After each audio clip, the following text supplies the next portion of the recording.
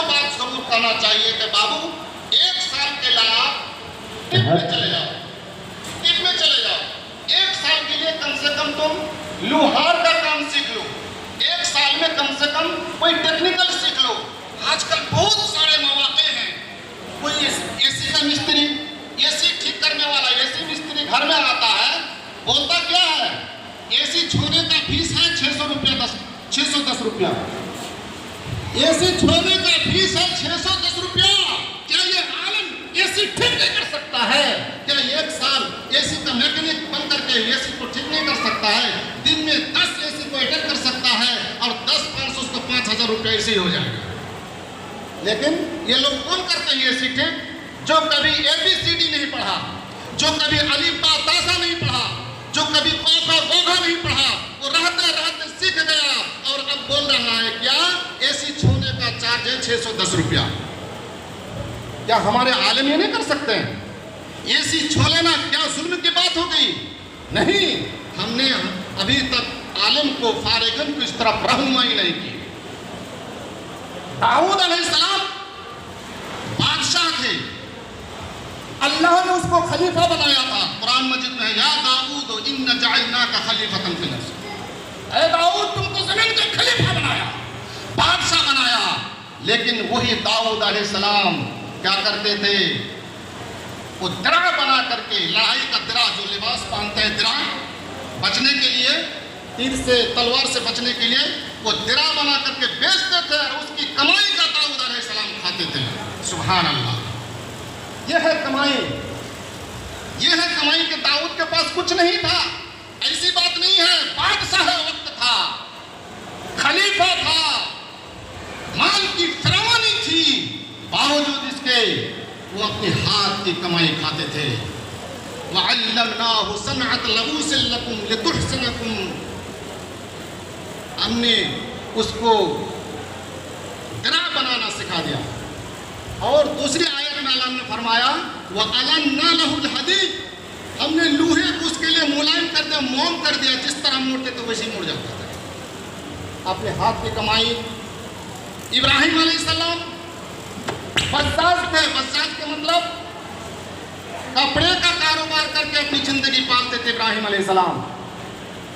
زکریا علیہ السلام، نوح علیہ السلام نجار تھے، یعنی لکڑی کا کام کر کے اپنی زندگی پالتے تھے۔ نوح علیہ السلام اولو العزم من الرسل، ابراہیم علیہ السلام اولو العزم من الرسل۔ ادریس علیہ السلام اس سب سے پہلے کپڑے کو ایجاد کیا، ادریس علیہ السلام، اس سے پہلے کپڑا نہیں تھا۔ ادریس علیہ السلام نے کپڑے کی ایجاد کی اور اسی زمانے سے کپڑے کا لباس شروع ہوا، اس سے پہلے چمڑے کا کپڑا استعمال کرتے تھے۔ تو بھائیو، کہنے کا مطلب ہے کہ اللہ تعالیٰ نے قرآن اور حدیث، رسول صلی اللہ علیہ وسلم نے حدیث مبارکہ میں ہماری زندگی کے لیے ہر چیز کو فرمایا اور واضح کیا ہے، واضح کیا ہے۔ کیوں نہیں ہم اپنے بچے کو اس طرف توجہ دلاتے ہیں؟ ابھی بہت مواقع ہیں اور کئی باتیں ہیں، کیونکہ وقت بھی بہت کم ہے، سمجھے نا، تو میں مختصر پوائنٹ پہ بتا دیتا ہوں تاکہ کچھ فائدہ ہو جائے اس سے۔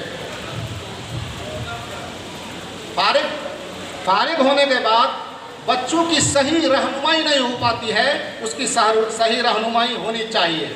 یعنی جو بچے اس طرح کے قابل ہیں کہ آگے بڑھ سکتا ہے، ہائر ایجوکیشن میں جا سکتا ہے، MA PhD کر سکتا ہے، انجینئرنگ کر سکتا ہے، تو اس کو ہم اسی طرح توجہ دے دیں کہ بابو اگر گھر کی وسعت صحیح ہے، گھر میں ٹھیک ہے، تم آگے بڑھ جاؤ۔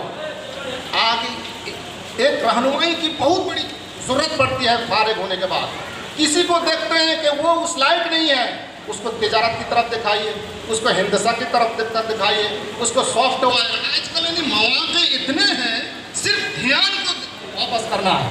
بار بار ہم بولتے ہیں کبھی کبھی جلسہ میں، یہ دیکھیے موبائل، یہ موبائل 30,000 روپے، کسی کا 50,000 روپے، اسی کا 1,00,000 روپے، 1.5 لاکھ روپے، 3 لاکھ روپے، 5 لاکھ روپے موبائل کی قیمت۔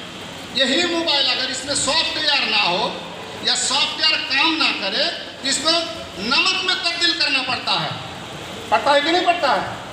نمک والے، سن پپڑی والے اور کیا کیا بیچنے آتے، پھر لوگ اس کو اٹھا کے لے کے چلا کے بدل کر کے، کوئی کام نہیں اس کا۔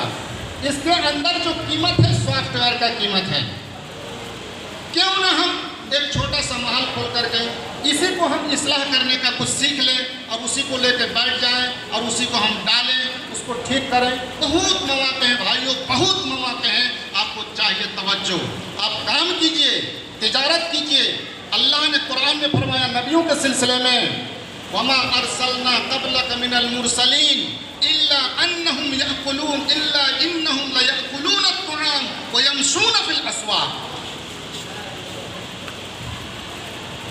ابن کثیر رحمہ اللہ اس کی تفسیر میں فرماتے ہیں کہ یأکلون الطعام کا مطلب ہے کہ یہ کھا کر اپنے حاجت کو پوری کرتے تھے، وَيَمْشُونَ فِي الْأَسْوَاقِ لِلتَّكَسُّبِ وَالتِّجَارَةِ، یہ بازار اس لیے جاتے تھے انبیاء کرام تاکہ بازار جا کر کچھ چیزوں کا خرید فروخت کرے اور اس سے جو پیسہ آئے وہ اپنے اوپر خرچ کرے، اپنے عیال کے اوپر خرچ کرے۔ یہ تمام انبیاء کے سلسلے میں اللہ نے فرمایا ہے وَمَا أَرْسَلْنَا قَبْلَكَ مِنَ الْمُرْسَلِينَ۔ عام بات ہے کہ تمہارے اے نبی، تم سے پہلے جتنے نبی آئے سارے لوگ، سارے انبیاء کھانا کھائے، سارے انبیاء بازار گئے تجارت کی خاطر اور کمانے کے لیے۔ تو ہم انبیاء سے تو بڑے نہیں ہیں۔ ہم اپنے آپ جب فارغ ہو جاتے ہیں، ایک کپڑے کے دکان میں بیٹھنے کو شرم محسوس کرتے ہیں کہ فارغ ہو گئے جامعہ سلفیہ سے، بیٹھ جائیں گے دکان کے کپڑے میں، لوگ کیا کہیں گے؟ لا حول ولا قوت الا باللہ۔ ہمارے اسلاف ہیں، ہمارے انبیاء کرام ہیں، بڑے داعی ہیں، سب سے